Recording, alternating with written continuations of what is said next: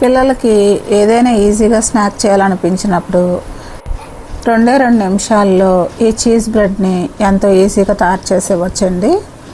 మరి ఈ చీజ్ బ్రెడ్ని తయారు చేసుకోవడానికి ముందుగా 4 బ్రెడ్ స్లైసెస్ని తీసుకొని, ఇప్పుడు ఈ బ్రెడ్ స్లైస్కి చీజ్ బ్రెడ్ని తీసుకొని ఈ బ్రెడ్ స్లైసెస్కి ఈ విధంగా అప్లై చేసుకోవాలి. చీజ్ బ్రెడ్ని ఈ విధంగా అప్లై చేసుకొని పక్కన పెట్టుకుందాం.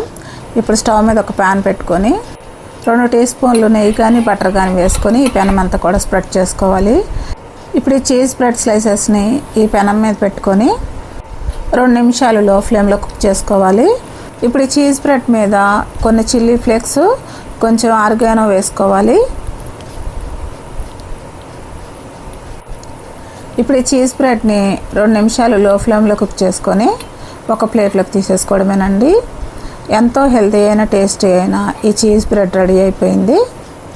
మరి ఎంతో టేస్టీగా ఉండే ఈ చీజ్ బ్రెడ్ని మీరు కూడా ఇంట్లో ట్రై చేయండి. మరి ఈ వీడియో మీకు నచ్చితే కనుక లైక్ చేయండి, షేర్ చేయండి, సబ్స్క్రైబ్ చేసుకోండి. Thanks for watching.